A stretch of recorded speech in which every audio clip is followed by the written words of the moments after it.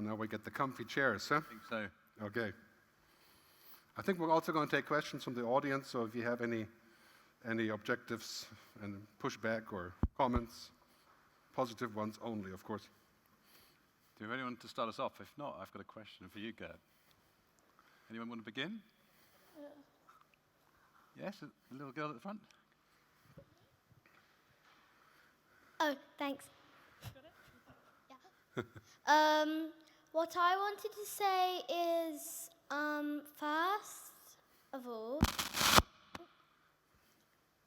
is that mainly we shouldn't try to make robots that are like us because of cybers and hackers. And we should try to make other people who might not be able to code, help them to code. All right, thank you. Yeah. That's a great comment. I totally agree with you. I always say we should make robots that help us to be more human. And we should not make them more human so that they can replace us. Of course, that's a fine line as to how exactly that would happen, clearly. Thank you. One thing that we can learn from you is how actually we need to interact at all levels. And we talk about diversity, and I just want to applaud a little girl coming in to talk to us about that important subject of humanist behavior within this world of technology. And I think we all need to think about it from that perspective. And I know that I've got some of my youngest and brightest in the room here, and I think they are the ones that are changing our thinking faster than anyone else. So thank you for the question. Hello. So where are you? I'm over here. Okay.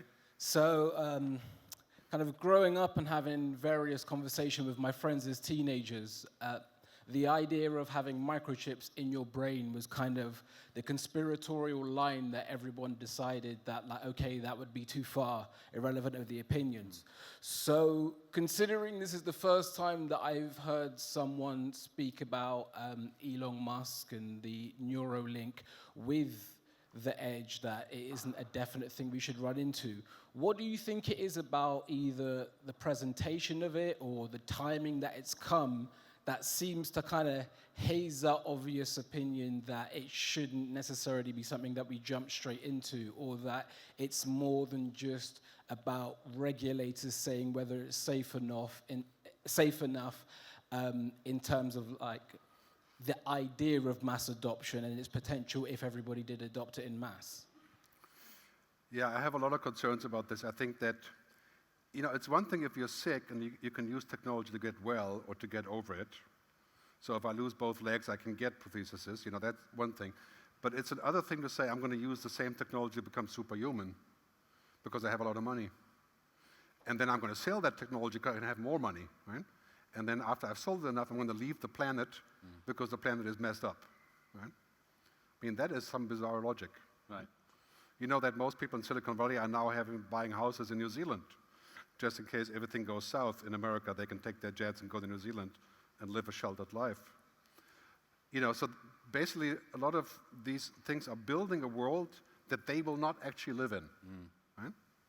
Like Zuckerberg owns the entire block on Broadway in San Francisco. He bought one house, then he bought a few other houses. Now he owns the whole block. And the argument for buying all the other houses, which are empty, was that he wants his privacy, right? So he wants his privacy with the other houses, but we don't get any of that on Facebook. We get the digital jail. So, yeah, I think I agree with you. This is a complicated turf because we don't want to pour out the baby with the bathwater. But somehow we have to decide on the limits, and we have to decide on what's fair. And currently, we have done pretty much whatever we can, just because it was technically possible.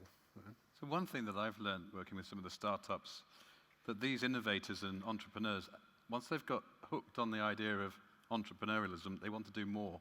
And the more that they grab, the more they want to give. So there is a little bit of, you can see that in Elon Musk and some of the other entrepreneurs, they don't sort of stop at the small goals, they go for bigger ones. So I think we need to embrace those bigger goals that they may bring to us and then go with them. Yeah, I think this is it depends on where you are in the exponential scale. If you're in the beginning of the scale, like I was with my internet companies in the 90s, we were at the very beginning of the exponential curve, and we were doubling 0.01 to 0.02, 0.04. It was still all useless, basically, right? It didn't work. But when you're at 4, you leap to 8, 16, 32. I go 30 steps from here to the wall, or 30 steps exponential, I'm on the moon, right? So when I live in an exponential world like we do today, the scale is just so much bigger. So if Elon is saying that we're all going to have these interfaces, then he should think about what the consequence of that is. Right? I mean, never mind that it may be good, I don't know, but I have my judgments, I mean, my reservations about that being a solution to the human problem. It sounds like a giant business opportunity to me. But maybe the regulation comes by people being close to the technology and understanding how to apply it other ways. Yeah, I'm not generally in favor of regulation. I mean, I ran startups. I know, I live in Switzerland. I know how hard it is when you have too much regulation. You know, but I'm only concerned about remaining human. And if we want to remain human, we have to protect what makes us human. Right? Otherwise, we can sell that out. Yes. And then we will be very soon, we'll be at the Black Mirror place, you know, where we can say, yeah, you know, we are very functional, you know. Gerd, thank you very much. I come from the business community, and to you, Paul. Listen, you asked some massive, massive questions there, which got me, I'm sure, and everybody here thinking hard. Some of the big, one of the big questions that comes to me is, and Paul, you referred to it in your presentation about business being seen as the solution, not as the problem. Around, if you talk about climate change, you always talk about, I think the other danger you outlined was around technology and how that can be poisonous, as it were. Do you think that the responsibility lies with whom? Is it with the larger businesses? Is it with civil society? Governments, national governments. Where do you think the solution is? Because there are lots of problems and challenges you've thrown out there. But where do you see the route to solutions? Yeah, I think, first we have a lot of the tools that we need already. Like we can solve climate change and energy and water and food with technology, right? I mean, and that is imminent, But technology will not solve social, political, or cultural problems, and one of them is inequality, right? I mean, so on the one hand, we have all these powerful tools. We could solve pretty much almost everything in the next 20 years. And on the other hand, we don't agree on any of it, right? So we have all the power here, and then the money power is concentrated now. Basically, for the first time ever, the top 50 billionaires in the US have gained like 800% of money in the last 10 years. So we have that all on one place. So it comes down to will and decision-making and wisdom and collaboration to use the tools, right? That's what it comes down to. Mm-hmm. The tools are good. Right? So my view is that it's all there. We just have to do the right thing with it. Yeah. And I think the business question for me is that if a company really has a sense of purpose and acts in the way that their purpose is set, it goes back to some of Gerd's points. I think it creates this more sustainable future for the business. And we're certainly seeing. I mean, clearly today, if you peg your business and you map your business to the new world, right, which is the quadruple bottom line, right? In 5 years, this will be the new normal. Right? Like today, if you don't care about all of those things, you can still make money today. Facebook does, right? Facebook makes $165 million profit a day. And none of these principles are part of Facebook. Right? In 5 years, that will not happen. So if you're a startup and you're going into business, if you're doing something in the airline industry, you're going to have to figure out how to use other fuels. Right. Right? And to the point that we look at this beautiful aircraft, we know it's one of the most polluting aircraft the world has ever seen. So we know there's other supersonic aircraft on the blocks, and we're beginning to question ourselves, do we ever want to be helping someone build that aircraft? If our principle is a sustainable future for the generations to come, that's what's going to give us growth, not by building 14 of these. So we're going to have to make some hard decisions. Yeah, I mean, it's quite clear that, you're looking at the next 10 years, I mean, the next 5 years, we're going to see dramatic measures on CO2 and climate change. So mandatory carbon tax for airplanes, mandatory reduction of cattle, no more binge flying and what I'm doing, right? That will be essentially also off the table. You'll join me on the train. Right, yes, I'll come along on the train. Or maybe I'll just go virtual, I don't know. But, and no cars in cities. I mean, we're going to see stuff that's basically totally anti-capitalist, right? Right? This is not the free market we're talking about here, when the farmers have to reduce their livestock by 50%, you know? But these are going to be emergency measures. Right? And on the positive side, some people are saying we're going to have 100 million new jobs on sustainable energy. 100 million. Right? I mean, think about all the tech that we're going to need for this, right? CO2 decarbonization. Absolutely. And all, I mean, there's, loads and loads and loads of opportunities. Yeah. So Gerd's right. I worked in a little company called Rolls-Royce, produced these engines. In fact, was on the board of the joint venture with Snecma. And we came up with ideas that we took to our board and said, we could make something far better than these engines of today. We could put hydrogen in them. We could put other fuels. But actually, we've got a whole business that's producing kerosene-burning engines. Do we want to do that just now and kill our business? That's a conundrum. And I think that's the obligation is now on us to question ourselves. And that's a difficult place to be. But you know, this usually doesn't happen inside of industry. You know, Spotify came out of left field using the music like water idea. It was partly outlined in my first book in 2004. And the record label said, this is terrible, a terrible idea. Now, music like water, we hate this idea because music is going to be cheap. We don't want music to be expensive, right? And what do we have now? Does anybody in this room still buy CDs? You know, there's a whole new music business, yeah? And the same thing is going to happen with energy, with food, with climate, right? We're going to invent our way out, but we do have to have the political and the cultural intent, you know, to actually make it work. You know? And you need to build a coalition around that of people that, you talk. I mean, look what's happening in the US now, right? After Trump, we have Senator Warren, Elizabeth Warren, coming up with this audacious plan for health care for everyone and climate change. And I mean, this is like night and day. Here's the really like the evil guy, and over there, it's like, wow, you know, I think it can be done. But it takes a different paradigm, a different thinking. And I imagine a world where the young girl and my kids can fly and a plane that produces water out the back rather than kerosene-burning CO2 noxious gases. Yeah, that's why I'm not so much for regulating too much. I just want to regulate the most important thing, which is that we can stay human. Right? I don't want companies to take that away from us because they can make money with it. Exactly. You know, I don't want companies to destroy democracy because they can sell ads. You know, and that sounds like a stupid idea. You know, and I would like people to spend more time on figuring out how to make it better for us than to make it better for some corporate ownership. I think we had a question over there. Yes, thank you. First of all, an amazing day, an amazing keynote speech to finish. I too come from the business community, and it's brilliant to take a day out in Bristol with our peers to think about really strategic issues and not the usual topics that we're faced with over the last 3 years. So thank you, it's been inspirational. My question plays to the inequality piece that you've touched on, Gerd. I was brought up in Northern Ireland through the height of the Troubles. It was a highly polarized, divisive community. My biggest fear, and I see this growing exponentially in the world, is that divisive, polarized behavior is becoming endemic across the world.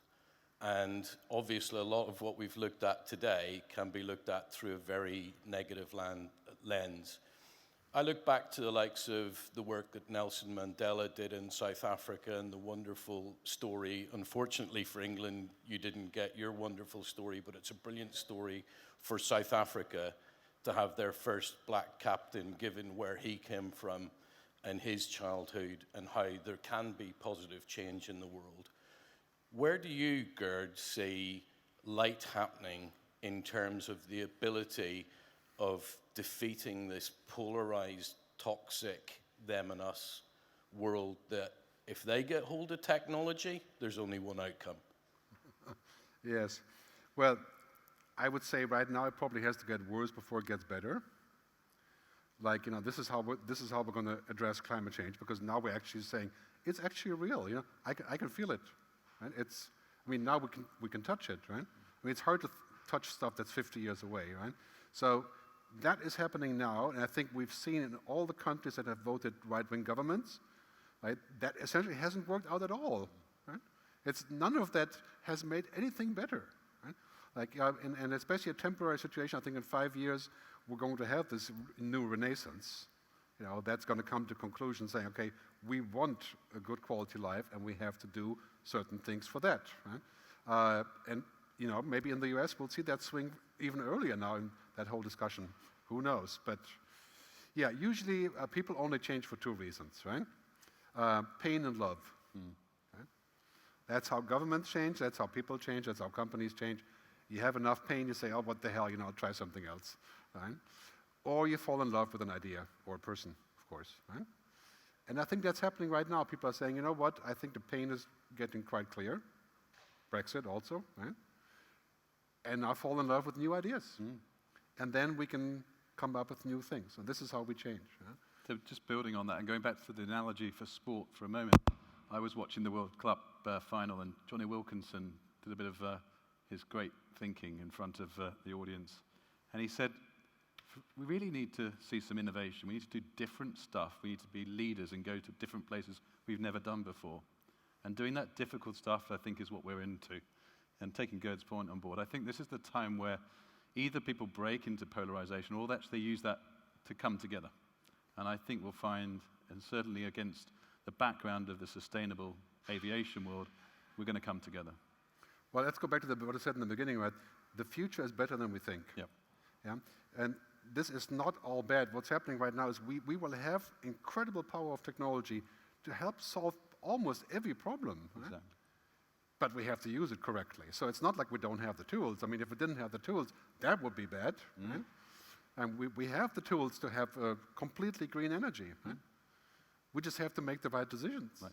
Yeah? And so that's what it comes down to. This is a process of democracy and stuff. It's not a process of lack of science. You know, we have all the science. Right? So when you look at it from that point of view, the only obstacle is us. It's not that we don't have the tools. We have all the tools. Right? And there's loads of business. I mean, again, compare the music business, right? $40 billion worth of CDs sold. Average cost of CD, 15 pounds or so, right? Today, we have Spotify and other services. 120 million subscribers for roughly 10 quid a month, right? If that continues, that trend, the music industry will be $100 billion, right? So first it all caved in and it went away pretty much, right? It's come back in. And now I think it's going to be the same with energy, with healthcare, with banking, with food, with water. Right?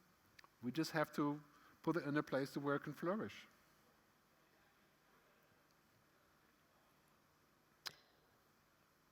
That's it then?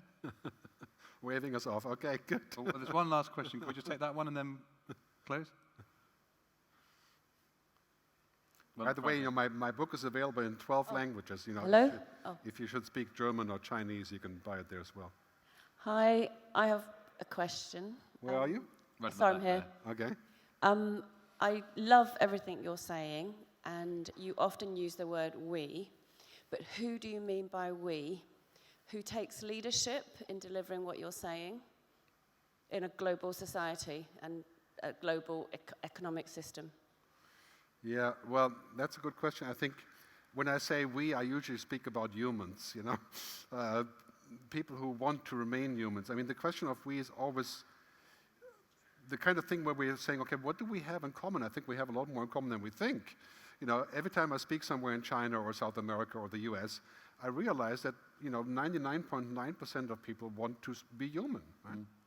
I mean, they want things that everybody else wants. Right? There are lots of difference in how they want it, right? And the other question of we is really that, you know, we've done a very bad job of telling the story about the future ourselves. We have left that to the technology companies. You know, if you talk about, you know, who talks about the future? Silicon Valley and China. Do we talk about the future? Yeah, we talk about the future and researchers and those kind of things, yes. Like in Switzerland, we do that a lot, right? But the PR behind the future is not ours. Right? It's not the human, it's the tech part, right? Yeah. So on the point of we, I think we have to take that back. We have to tell more stories. We have to come on the same page. And I also think that probably, I'm writing a new book on this, in 20 years we're going to have a world government, right?